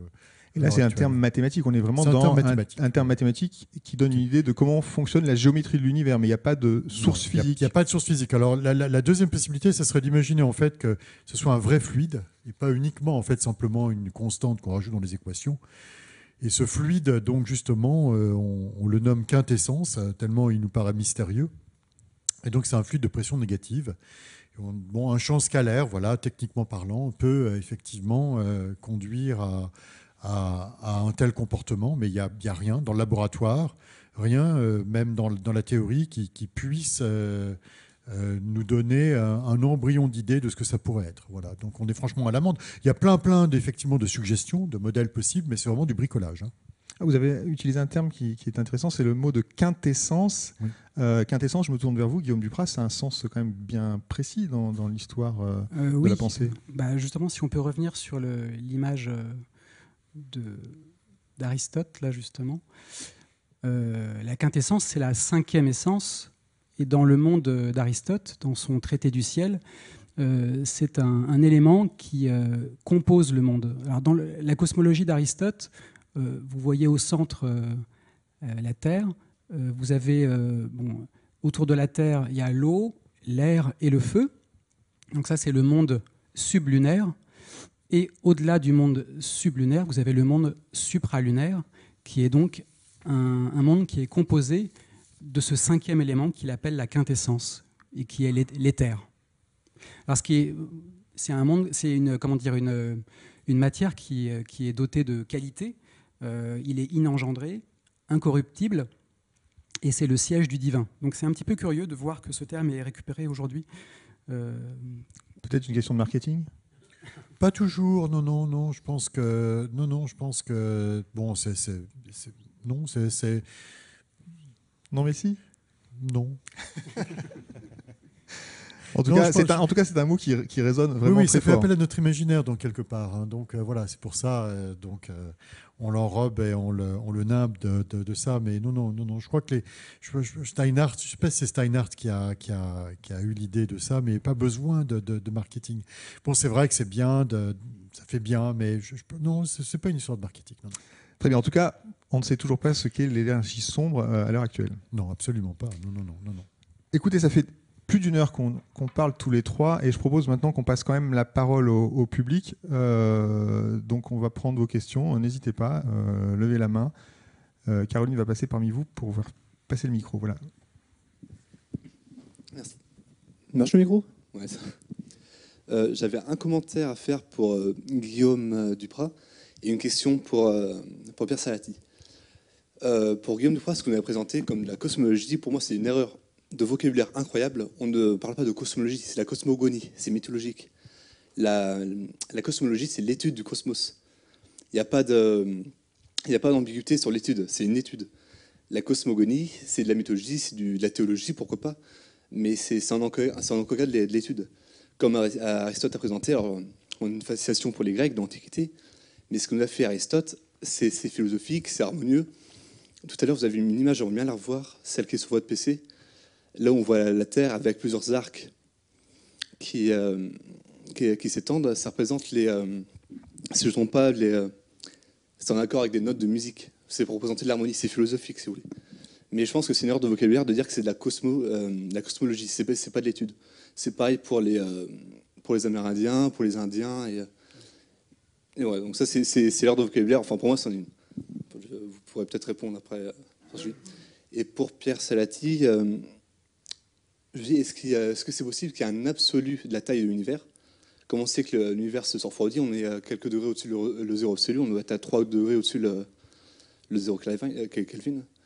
Est-ce qu'avec son expansion, c'est aussi qu'on atteigne un zéro aussi bas que même l'énergie noire, en même temps que ce soit elle qui soit la source de l'expansion de l'univers, ne suffisent pas à faire grandir l'univers éternellement. Moi, je vois un peu l'univers comme un soleil, comme une étoile, pardon. C'est-à-dire qu'il y a une énergie à ça, à l'expansion, qui le ferait grossir. Et peut-être que si un jour l'énergie noire due au refroidissement vraiment de l'univers ne suffise pas à le faire gonfler, peut-être que comme une étoile, l'univers vient faire un Big Crush et le faire... il me manque des mots, mais vous voyez ce que je veux dire. S'effondrer sur lui-même, c'est ça. Pardon ? Le faire s'effondrer. Le faire s'effondrer, voilà, c'est le mot qui me manquait. Si vous avez compris ma question, je m'arrête là et puis je vous laisse répondre. Oui, je veux bien. Oui. Je vais répondre séquentiellement aux deux questions, en fait. Alors, non, c'est une question intéressante sur les termes. En fait, la cosmogonie et la cosmologie, ce sont deux choses vraiment très différentes. Et le terme cosmologie est utilisé par les chercheurs en sciences humaines pour décrire les relations entre les vivants, les morts, c'est ce que j'expliquais tout à l'heure. Et ce n'est pas du tout la même chose. La cosmogonie raconte la création de l'univers en mythologie. Et la cosmogonie ne décrit pas forcément l'organisation du monde. La cosmologie décrit l'organisation sur un plan étymologique, sur un plan harmonieux. Donc là, c'est une définition qui remonte au grec. Mais le terme a été utilisé ensuite dans l'histoire des sciences humaines. Mais c'est comme ça, enfin, il est utilisé. Ce sont des cosmologies. Et encore une fois, en anthropologie, le terme est utilisé avec un sens qui est différent. Donc, là, on est... Je reviens. Justement, c'est ça qui m'embête, c'est de mettre à pied d'égalité la science de M. Salati, qui est pour une science fondée, étudiée, due à l'observation, au calcul, et la mythologie, la philosophie, la théologie. Non, je suis d'accord avec vous là. Pour moi, c'est impensable de mettre ça à pied d'égalité. Mais justement, là, on est là justement pour montrer qu'il y a des nuances et qu'il y a des confusions qui viennent peut-être de l'utilisation des mots. Moi, ce n'est pas de ma faute. Voilà, si le terme de cosmologie... C'est pas personnel, attention. Le terme cosmologie, il est utilisé en sciences humaines. C'est comme ça. Mais effectivement, il y a une différence de fond qui est vraiment très, très importante. Et puis pour rebondir là-dessus, effectivement, loin de nous l'idée de dire que toutes les cosmologies étaient équivalentes, sauf que dans l'imaginaire, éventuellement oui, parce que vous avez répondu à cette question, l'imaginaire est riche et varié, mais c'est plutôt l'idée de la table ronde ce soir, c'est d'avoir un regard croisé, voilà, le regard d'un cosmographe sur la cosmologie scientifique actuelle, et puis le regard du scientifique. J'espère que vous n'avez pas laissé l'impression cosmographe, que... ça correspond pas totalement. Là, enfin, étymologiquement, les mots correspondent, c'est juste, on comprend tout de suite de quoi ça parle. Voilà, oui, d'accord, je monopolise pas le... Non, alors donc votre deuxième question, donc il faut bien distinguer dans cette carte d'identité où on recense au fond le contenu de matière et d'énergie de l'univers. Il faut bien distinguer en fait la lumière, cette boule de feu primordiale, et l'énergie noire. Ce n'est pas la même chose. C'est vraiment pas la même chose. La lumière qui était en équilibre avec la matière ordinaire au tout début, quand l'univers était jeune, s'est dissociée du reste de la matière quand la matière a été suffisamment froide pour se neutraliser. Et à ce moment-là, ça c'est intervenu quand l'univers était âgé de 300 000 ans. Et cette boule de feu n'a plus été, en fait, au fond, en équilibre thermique avec le reste. Donc le terme température est un peu usurpé, en fait. C'est plutôt une façon de décrire l'état d'agitation à l'heure actuelle de cette boule de feu. Mais c'est vrai que spectre en énergie, c'est-à-dire la quantité d'énergie que l'on reçoit de la part de cette boule de feu primordiale, de ces grains de lumière qui s'appellent des photons, de cette lumière originelle, cette énergie-là correspond bien dans sa distribution en énergie à un corps noir, un rayonnement de corps noir, quelque chose qui serait à une température de 3 degrés et qui émettrait ça. Voilà. Mais donc, c'est vraiment négligeable. Je crois que la contribution, ça doit être même pas 1 pour 10 000, ou 1 millième de la... C'est tellement peu important que je ne le sais même pas. Voilà. Mais non, c'est vraiment faible à l'heure actuelle, hein, la contribution. Dans le passé, cette boule de feu intervenait énormément dans le bilan d'énergie de l'univers. Plus du tout maintenant. Et l'énergie noire, donc, elle contribue à 70% de la densité d'énergie. Ça n'a rien à voir, en fait. Il n'y a pas d'histoire de température. C'est une composante qui, du niveau cosmologique, se comporte comme si c'était un gaz à pression négative. Voilà, et on n'en sait pas plus que ça. Et voilà, je vous ai présenté, disons, l'état des connaissances à l'heure actuelle. Je tiens quand même à dire que la cosmologie est une science vivante, et un certain nombre de collègues, il n'y en a pas beaucoup pour l'instant, qui essaient d'expliquer cette énergie noire en se disant mais peut-être qu'il faut aller plus loin que la théorie de la relativité, peut-être qu'en fait on utilise dans le modèle standard du Big Bang des hypothèses qu'il faut revoir. L'univers est homogène et isotrope, certes à grande échelle, mais à l'heure actuelle l'univers s'est structuré. Il commence à avoir des inhomogénéités et peut-être qu'on utilise le mauvais modèle. Mais je pense donc comme chercheur à Rasanen en Finlande ou à Thomas Bucher à Lyon. Hein, il est prof à Normal Sup à Lyon. Thomas c'est un très bon collègue, hein, un ami. Et voilà. Et je pense qu'il y a des idées qui sont en train de germer pour aller plus loin que ça. Mais peut-être qu'ils ont tort. Peut-être qu'effectivement il y a de cette fameuse énergie sombre dont, en fait, nous ne connaissons pas la nature à l'heure actuelle. Et puis, pour en savoir plus, il faudra venir à la 3e table ronde, parce que je crois que c'est précisément le thème de la 3e table ronde de ce cycle. Bon, je vous remercie pour cet exposé que j'ai trouvé fort intéressant. Et moi, contrairement à mon voisin, je trouve que, finalement, ce regard croisé entre ces, disons, disciplines de la physique classique et, disons, un regard anthropologique, ou je ne sais pas comment on pourrait le qualifier, philosophique, est intéressant. D'autant qu'on méprise quand même cet aspect-là, il me semble, dans le domaine des sciences. Et je pense par exemple à un personnage qui est intéressant, qui est Héraclite, hein, qui a quand même découvert l'atome, hein, il me semble. Non, je dis des bêtises. Hein. Démocrite, non ? Héraclite. Héraclite, ah oui. Oui, Héraclite qui a parlé le premier de l'atome. Alors évidemment... Ah oui. Oui, donc je trouve que c'est vraiment intéressant de ce regard croisé sur les deux disciplines. Et puis, je me posais aussi la question, parce que, bon, la physique classique, c'est vrai, ce sont des théories, etc. Mais est-ce qu'on ne peut pas imaginer qu'on soit aussi, disons aujourd'hui, dans une représentation qui est très éloignée de la réalité ? Est-ce que cette histoire de Big Bang, c'est une... je dirais qu'on a atteint le sommet de la physique, ou est-ce que c'est peut-être tout simplement une autre représentation qui finalement va être à un moment ou à un autre complètement dépassée ? Enfin, voilà, c'est la question que je pose. Alors écoutez, je suis très content que vous fassiez cette remarque-là, parce que quand j'enseigne la cosmologie, je dis à mes étudiants, voilà, c'est ce que nous pensons à l'heure actuelle, en 2016. Voilà, et vos arrière-petites-filles ou petits-fils, quand ils recevront un cours en 2500, rigoleront bien en pensant à, disons, au modèle cosmologique du XXIe siècle, de l'aube du XXIe siècle. Oui, oui. Donc en fait, oui, bon, disons que le modèle cosmologique que l'on a à l'heure actuelle est en accord avec les observations. Les observations sont beaucoup plus détaillées que dans le passé, mais bon, force est de constater quand même que toutes les cosmologies que Guillaume Duprat nous a présentées, en fait, sont aussi finalement en accord avec les observations. Voilà, c'est des observations beaucoup moins poussées, certes, mais il y a quand même ça procède peut-être quand même d'une logique. Voilà, et donc c'est effectivement une interprétation du monde que l'on a à l'heure actuelle qui semble quand même fondée et qui est fondée sur des observations où on va très loin tout de même. Hein. Là, chez les Hopi ou chez les Navarro, bon. Voilà, l'univers, c'est un carré et ça ne dépasse pas les confins de l'État de l'Arizona, quoi. Tandis que là, on va quand même un petit peu plus loin. Mais cela dit, sur le fond, je suis tout à fait d'accord avec vous. Et en fait, en physique, on utilise beaucoup de principes qui ont été, de façon assez amusante quand même, trouvés par les Grecs. Voilà, comme le fameux principe de moindre action. C'est un Grec qui a dit que la lumière se propageait de façon à aller le plus rapidement d'un point à un autre. Voilà, et ça, c'est le fameux principe de moindre action, où tous les calculs en mécanique quantique sont fondés sur ce principe-là. Oui, enfin, j'ai peut-être dit de façon très maladroite quelque chose qui est en rapport finalement avec l'intuition. Il me semble que l'intuition est fondamentale et que c'est quelque chose qu'on ne comprend pas, qu'on ne maîtrise pas. On a des fulgurances à certains moments dans n'importe quelle discipline, on a pu le constater.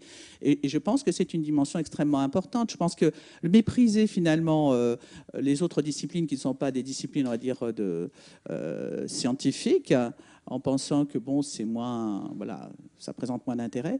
Je crois au contraire qu'il y a une complémentarité et qu'il y a un éclairage qui peut provenir justement de la philosophie. Oui, mais chez les anglo-saxons, de toute façon, tout est science. Hein. Je me suis fait remonter les bretelles pas plus tard qu'en août dernier.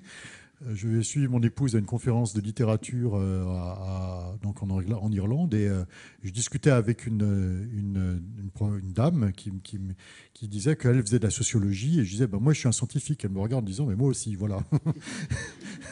En disant voilà, vous c'est des sciences naturelles, moi c'est des sciences humaines, voilà. Genre monsieur, voilà. Et j'abonde tout à fait, enfin je suis tout à fait d'accord avec ce que vous dites. Oui, j'avais une question concernant la matière noire. Un peu naïve. Dans ce que vous dites, on a l'impression que c'est une matière qui serait répartie de manière complètement uniforme dans l'univers et qui aurait donc une influence gravitationnelle sur les galaxies et tout ce qui nous entoure. Est-ce qu'on pourrait imaginer que cette matière, elle se structure et est-ce qu'on en a des observations ou est-ce qu'on cherche à observer des choses comme ça ? Alors en fait, on pense que vraiment, elle s'est structurée. Et en réalité, disons, quand l'univers est âgé de 300 000 ans, la matière qui nous constitue donc, est plus ou moins en interaction forte avec le gaz de la boule de feu primordiale. Mais dès que l'univers se neutralise, la lumière se découple de la matière, cesse en fait d'exercer cette force de friction et la matière ordinaire, notre matière tombe dans les puits de potentiel gravitationnel créé par les structures de matière noire. Et donc oui, en fait, on pense vraiment que on vit, ou en tout cas les galaxies se sont structurées au sein des condensations de matière noire. Alors ça ne se condense pas autant que la matière ordinaire parce que notre matière est capable de perdre de l'énergie. Une étoile, par exemple, arrive à se condenser énormément parce qu'elle perd de l'énergie. La matière noire, elle, va échanger de l'énergie, ne va pas en perdre, mais elle est quand même capable de se condenser un petit peu. Et donc, ce qui se passe, c'est que vous avez un nuage homogène, et ce nuage va se compresser au détriment de la périphérie qui a plutôt tendance, en fait, à se dilater. Et et en fait, en principe, dans le modèle du Big Bang, c'est bien la structure de la matière noire qui va dicter la position des galaxies et des amas de galaxies. Tout à fait. Alors, quelles preuves on peut en avoir ? On pense, par exemple, dans le halo de notre galaxie, il doit y avoir plein de sous-structures, d'espèces d'amas grumeleux de matière noire, et on essaie de les détecter à l'heure actuelle. Oui, Guillaume Duprat, vous voulez ajouter quelque chose ? Ajouter quelque chose par rapport à...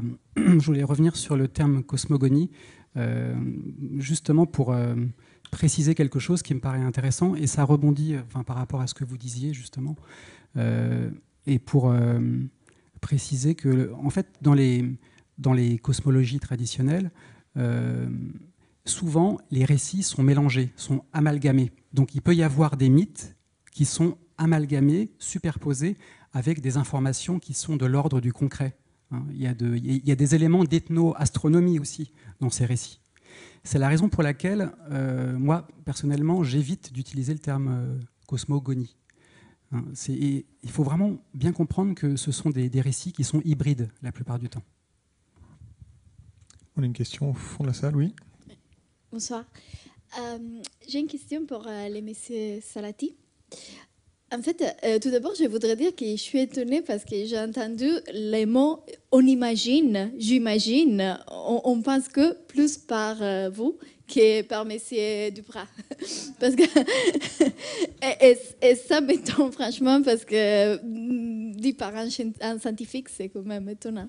Et en fait, cet énorme exercice d'abstraction, qui effectivement, il faut faire un énorme effort pour imaginer l'univers. Et ma question, c'est, dans quel pourcentage, effectivement, un scientifique, il doit faire, il doit imaginer quelque chose, et dans quel pourcentage, par contre, il faut vraiment rester dans la réalité? Qu'est-ce que c'est la limite pour laquelle on reste dans la réalité ou il faut imaginer effectivement? C'est une question très difficile, ça. Je ne sais pas si je peux y répondre rapidement comme ça. Là. En fait, on a des idées, on est dans un laboratoire, on essaye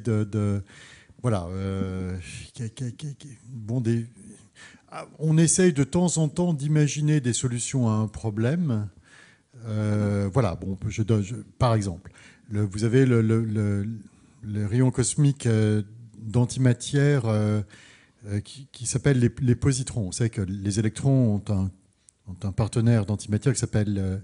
les électrons, oui, c'est ça, ont un partenaire d'antimatière qui s'appelle les positrons, et on détecte des positrons. Voilà. Et donc, en fait, on s'est aperçu qu'il y avait un excès de positrons par rapport à ce à quoi on s'attendait. Et donc, là,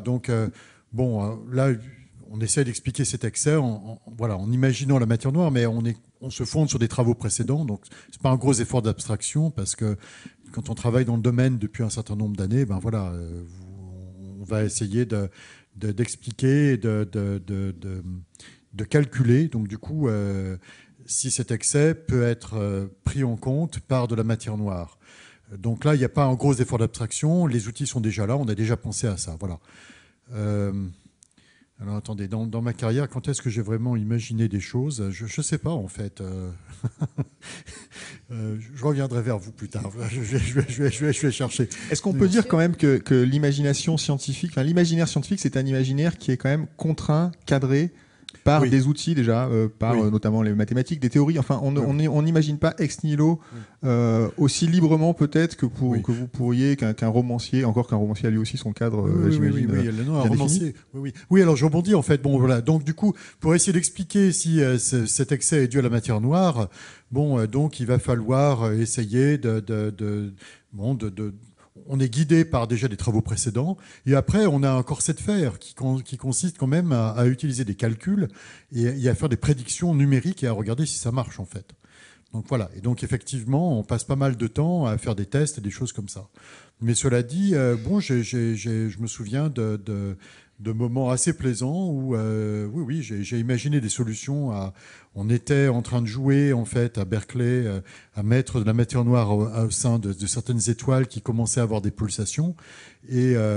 Et en fait, notre collègue et ami David Dearborn travaillait donc au centre américain où ils font la bombe à Livermore, où ils disposaient d'ordinateurs puissants pour faire des calculs numériques. Et ils s'apercevaient qu'elles avaient des bouffées de chaleur, ces étoiles de la branche horizontale. Ils ne comprenaient pas pourquoi. Et donc, on a imaginé une solution. Voilà, on a imaginé une solution. J'ai discuté avec des collègues. Donc, en fait, cette imagination ne vient pas. Elle vient des fois comme ça, de façon fulgurante, assez rare quand même, de façon assez sporadique, mais surtout avec des discussions. Parce que souvent, des fois, les idées sont là. Il faut vraiment discuter parce qu'on ne réalise pas l'importance, en fait, au fond, de quelque chose, des fois par soi-même. Il faut le regard des autres, en fait. Voilà. Bonsoir. Peut-être encore une question pour vous. Vous avez parlé de la matière noire, des interactions de la matière noire gravitationnelle notamment, qu'on retrouve bien à grande échelle. Ma question concerne plutôt la physique des particules. Est-ce que d'une manière ou d'une autre, ces interactions gravitationnelles donnent des anomalies, vous donnent des idées de ce qui pourrait se passer au niveau de la physique des particules, quoi? Alors, disons... La physique des particules essaye de trouver des candidats à la matière noire qui vont subir l'interaction gravitationnelle. Maintenant, donc la gravitation intervient aussi. On aimerait avoir une théorie du Graal, en fait, au fond. Essayons d'expliquer toutes les interactions. On sait qu'il y a 4 types d'interactions, qui sont les interactions électromagnétiques, qui sont responsables de la lumière, les interactions faibles, qui sont responsables de la transmutation entre neutrons et protons, les interactions fortes qui lient en fait les quarks, qui sont les constituants des protons et les protons et neutrons entre eux au sein des noyaux, et l'interaction gravitationnelle. Donc, il y a eu des idées, en particulier au début des années 2000, où on a imaginé en fait qu'il puisse y avoir des dimensions supplémentaires. C'était pour essayer de réconcilier en fait en quelque sorte le fait qu'en physique des particules, la gravitation est associée à une énergie qui est très très élevée, et une masse qui est très très élevée, qui est énorme en fait.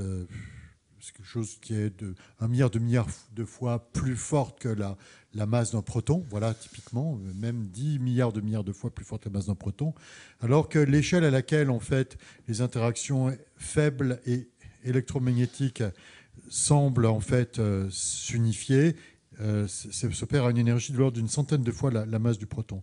Donc oui, il y a eu un certain nombre d'idées pour essayer d'abaisser cette espèce de masse en imaginant toujours la même chose. Et là, oui, il y a de l'imagination qui était fondée sur des travaux antérieurs, mais qu'on reprend et qu'on va essayer de fortifier, qu'on va essayer d'améliorer.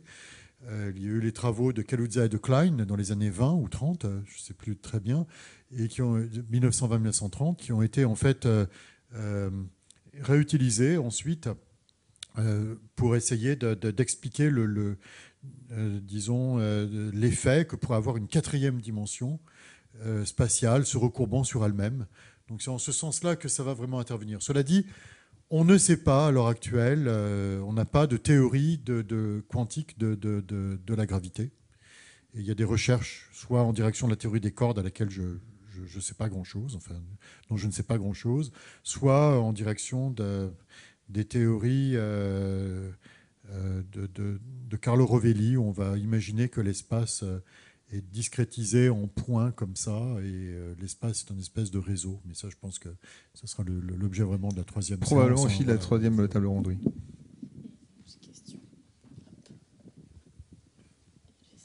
J'évite les embûches.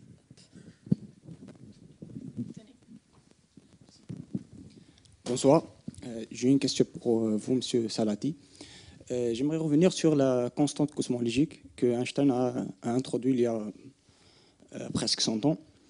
Vous avez dit qu'il n'y avait pas beaucoup de chercheurs qui recherchaient l'énergie noire, qui n'étaient pas, qui ne s'intéressaient pas trop à l'énergie noire.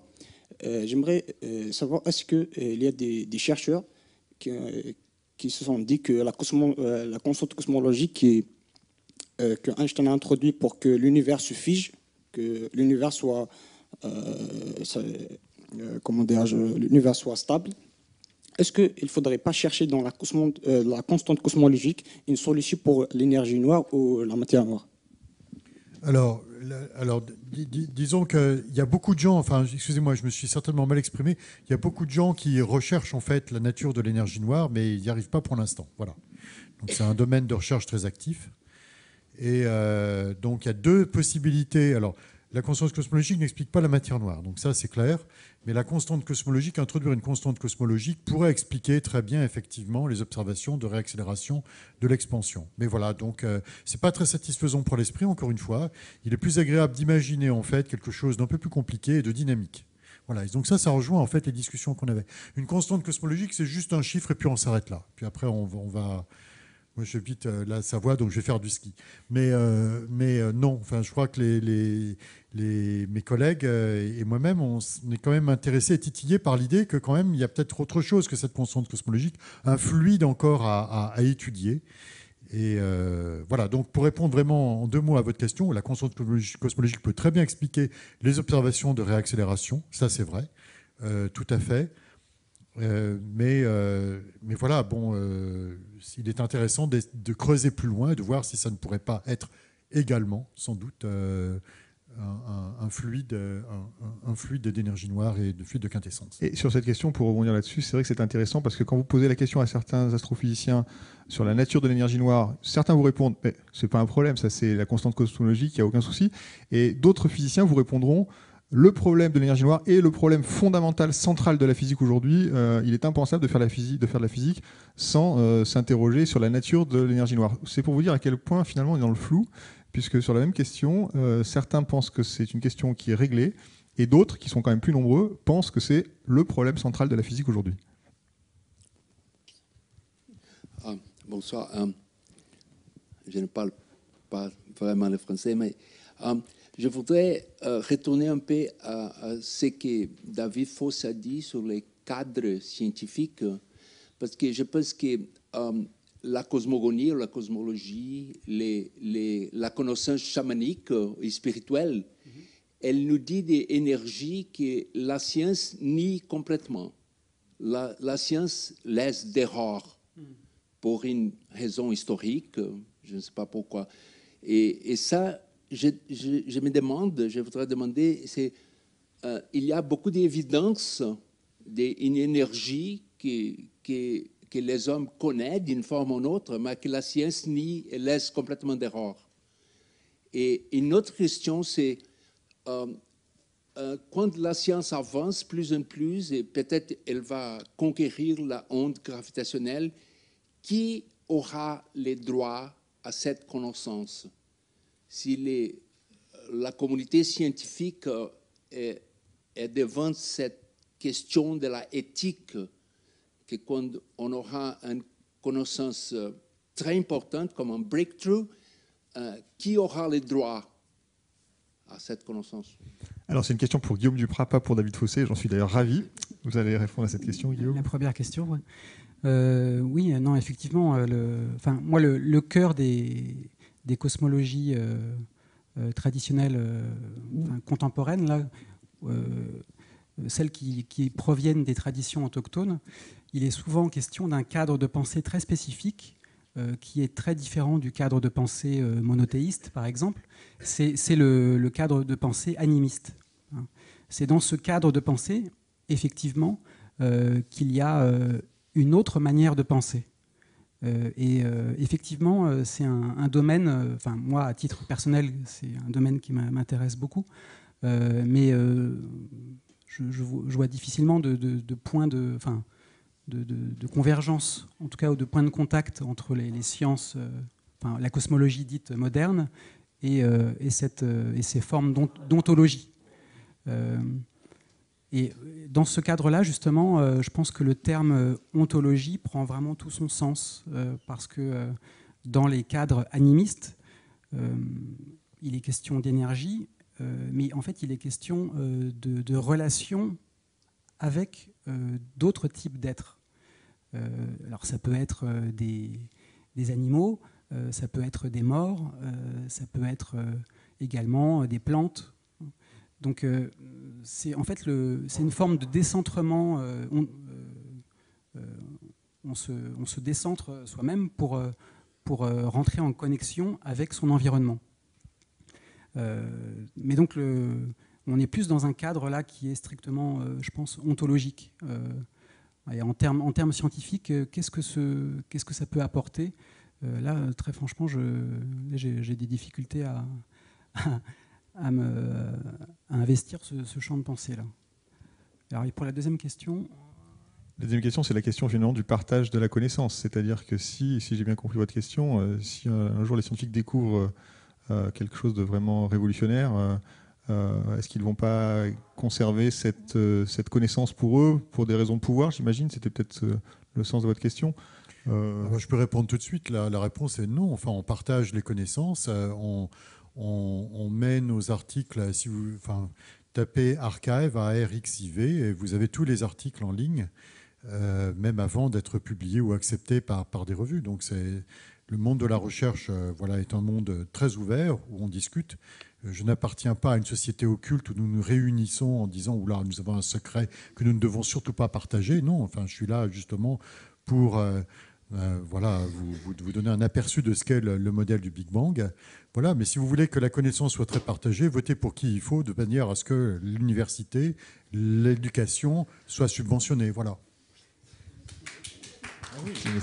Ça commence par là. Ça commence vraiment par là, en fait, je pense. C'est l'éducation. Hein. C'est vraiment extrêmement important. Donc, il faut vraiment qu'on ait une éducation.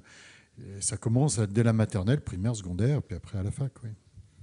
Voilà, mais il n'y a rien, mais il n'y a pas de secret. Alors voilà, après je ne sais pas à quoi vous faites référence, mais c'est vrai que à un certain moment, lors de la construction de la bombe, oui, effectivement, les scientifiques n'ont pas forcément joué un rôle. Ceux qui faisaient la physique nucléaire n'ont pas joué forcément, enfin, on peut effectivement se poser la question de savoir comment ça s'est passé à ce moment-là, mais le monde était en guerre tout de même.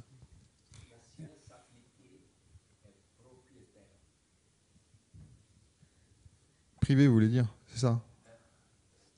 La science est appliquée, elle est devenue propriétaire. Elle fait un brevet et elle est devenue propriétaire. Quand il y a des brevets, oui, ça c'est vrai. C'est exact. En cosmologie, on n'en a pas encore beaucoup déposé. Non, c'est vrai. Alors là, moi, je suis mal placé. Je fais de la recherche en sciences fondamentales, la recherche qu'on appelle fondamentale, où non, en fait, il n'y a pas de brevets qui sont déposés. Ça, c'est exact, oui. Mais cela étant, oui, vous faites bien de mentionner ça, parce que pour le génome, par exemple, il y avait des sociétés qui voulaient mettre en fait un embargo sur le génome, ou en tout cas breveter le génome humain. Et donc, il y a une équipe justement de chercheurs fondamentaux en sciences fondamentales qui sont dépêchés de séquencer le génome humain de façon à le mettre sur Internet, de façon à ce que non, on ne puisse pas breveter ça. Voilà, il y a des choses qui ne s'achètent pas. Guillaume Duprat, vous vouliez ajouter quelque chose? Oui, juste, je suis toujours à contre-temps. Donc moi, c'est par rapport à ce que vous disiez au début là sur qu'est-ce que en fait les cosmologies animistes peuvent nous apporter. En fait, je disais tout à l'heure, c'est pour repenser la pensée. C'est aussi pour, repenser le vivant également. Et ça, c'est une question qui peut intéresser la science, je pense. On avait une question au fond de la salle, oui. Bonsoir.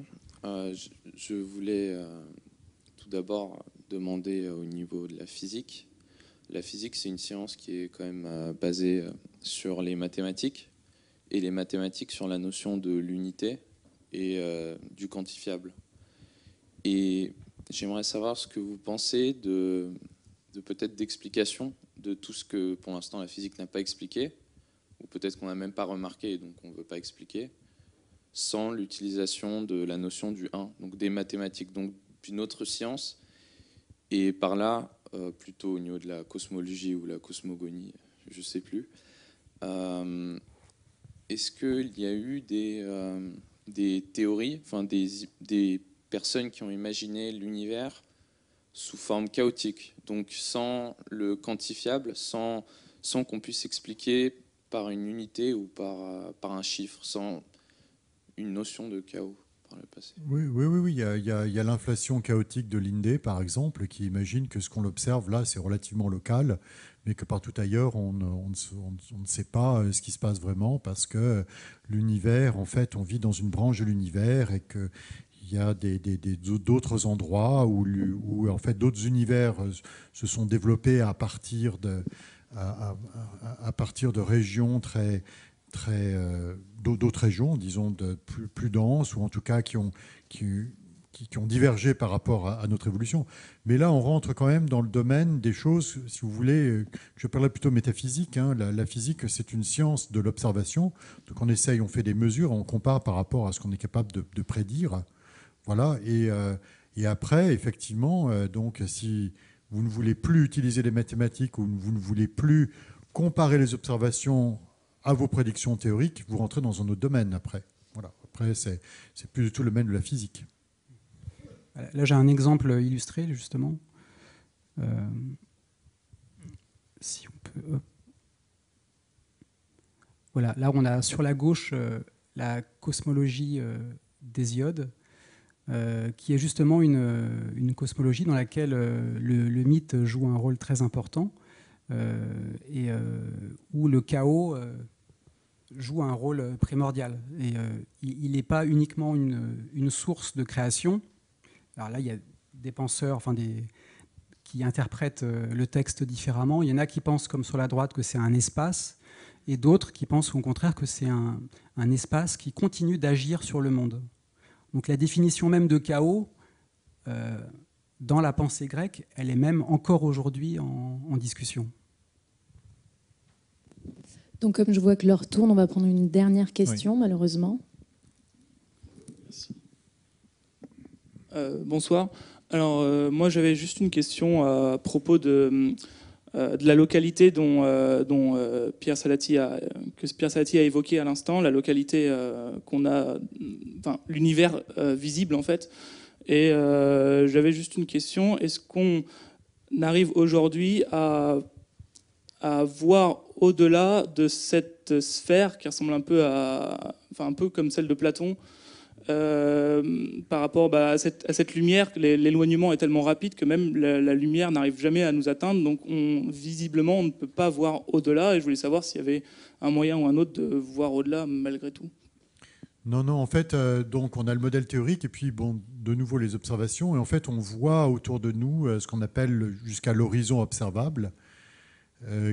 En fait, ce qu'il faut bien réaliser, c'est que plus vous allez voir loin, plus vous allez voir des sources situées dans le passé, parce que la lumière met un certain temps pour nous parvenir.